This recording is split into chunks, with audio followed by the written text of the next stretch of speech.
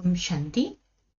28 फरवरी 2012 की साकार बाबा की मुरली का रिवाइज्ड एक्सट्रैक्ट है पवित्रता और ब्रह्मचर्य पर। ये बाप सर्व का पतित पावन है, न सिर्फ मनुष्य आत्माओं का, 5 तत्वों को भी पावन बनाने वाला है। सर्व को गति सद्गति देने वाला है। सृष्टि में महिमा लायक एक ये बाप ही है और कोई आत्मा की कोई महिमा नहीं है। उनका बर्थडे मनाकर क्या करेंगे? सभी आत्माएं पुनर्जन्म लेते नीचे ही उतरते आते हैं, फिर शिव बाबा ही आकर सर्व की सद्गति करता है। फिर 28 दिसंबर 2011 की साकार मुरली का एक्सट्रैक्ट। ज्ञान और भक्ति कल्ट अलग अलग है। भक्ति कल्ट आधा कल्प चलता है।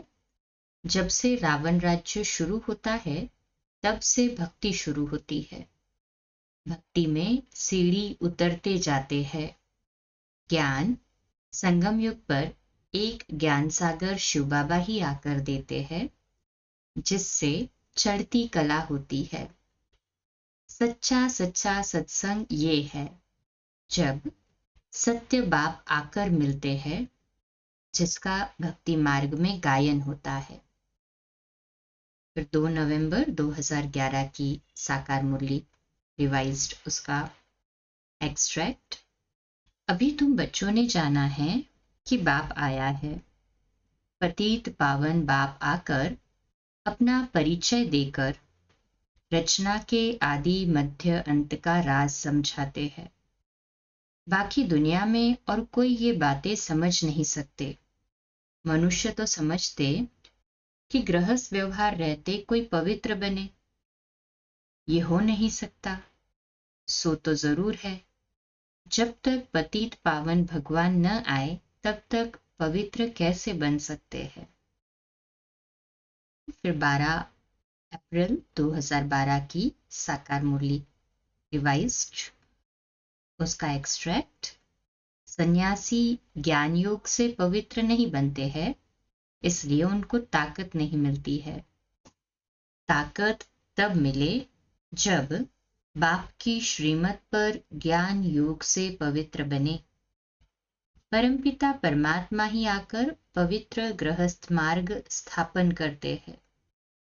सतयुग में देवी देवताएं पवित्र प्रवृत्ति मार्ग वाले थे। उनको पवित्र रहते भी बच्चे आदि थे। मनुष्य ये नहीं जानते कि परमपिता परमात्मा कैसे बैठ उनको ताकत देते हैं, जो गृहस्थ में रहते भी निर्वस्त्र नहीं होते हैं। 24 मार्च 2011 की रिवाइज्ड मुरली से एक्सट्रैक्ट है साकार मुरली से। बाप को कहा जाता है ज्ञान का सागर, मनुष्य सृष्टि का बीज रूप, सत चित आनंद स्वरूप। उनमें ज्ञान है, वह कब विनाश नहीं होता, इसलिए उनको ज्ञान का सागर, प्यार का सागर कहा जाता है। बाप कहते हैं, हे बच्चों, माम एकम याद करो तो तुम्हारे सिर पर जो पापों का बोझा है वह भस्म हो जाएगा। फिर तुम सतो प्रधान बन जाएंगे। मुझे बुलाते ही हो कि हे पतित पावन आओ। फिर 19 अक्टूबर 2010 की साकार मुरली का रिवाइज्ड एक्सट्रैक्ट। मुख्य है याद की बात। सच्चाई से कोई चार्ट लिखे तो बहुत फायदा हो सकता है। बाप तुमको हर बात यथार्थ रीति अर्थ सहित समझाते हैं। बाप से कई बच्चे कई प्रकार के प्रश्न पूछते हैं, तो बाप दिल लेने के लिए कुछ कह देते हैं, परंतु बाप कहते हैं, मेरा काम ही है पतित से पावन बनाना, मुझे बुलाते ही हो इसीलिए। फिर 19 अक्टूबर 2010 की साकार मुरली का एक्सट्रैक्ट। सबसे बड़ा कांटा है काम विकार का। आप कहते हैं, इस पर जीत पहनो तो जगत जीत बनेंगे।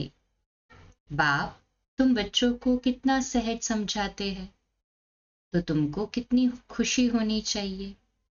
बाकी किसका कर्मभोग का हिसाब किताब है, कुछ भी है, वह तो हर एक को भोगना ही है। इसमें बाबा आशीर्वाद आदि कुछ नहीं करते हैं। बाप इसमें कुछ भी आशीर्वाद नहीं करते। जो भी कर्म भोग है, हिसाब किताब है, वो तो आत्मा को खुशी खुशी से चुकतू करना है। दुखी होकर चुकतू करेंगे तो और हिसाब किताब बढ़ेगा। तो काम विकार का जो सबसे बड़ा कांटा है, पहले तो उस पर जीत पहनना है। फिर अव्यक्त बाप दादा के महावाक्य है 3 मई 1972 के। बाप पहले से ही सावधान करते हैं, अंत का स्वरूप शक्तिपन का है। शक्ति रूप रहमदिल का नहीं होता है। शक्ति का रूप सदैव संहारी रूप दिखाते हैं। संहार के समय रहमदिल नहीं बनना होता है। अभी रहमदिल का पार्ट भी समाप्त हुआ। अभी सद्गुरु के रूप में किसी भी प्रकार से पावन बनाकर साथ ले जाने का पार्ट है। फिर 27 मई 2010 की साकार मुरली रिवाइज्ड, उसका एक्सट्रैक्ट है। ये है ज्ञान सागर की दरबार। भक्ति मार्ग में इंद्र की दरबार गाई जाती है। पुखराज परी, नीलम परी आदि बहुत नाम रखे हुए हैं, क्योंकि ज्ञान डांस करती है ना। अगर कोई अपवित्र को सभा में ले आए तो दोनों पर दंड पड़ जाएगा। लाने वाले पर भी दंड पड़ेगा, तो जो आया है उस पर भी दंड पड़ेगा। इसलिए लाने वाले ब्राह्मणी की भी रिस्पॉन्सिबिलिटी है कि वेरीफाई करके फिर लाए। तो ये ज्ञान सागर की दरबार में सभी पवित्र आत्माएं ही ज्ञान का लाभ ले, अपवित्र सभा में न आए। अच्छा, ओम शांति। कल सुबह अमृत वेला मेडिटेशन 3:30 से 4:30, प्रातः मुरली क्लास 4:45 बजे और रात्रि क्लास 8:45 बजे। ओम शांति।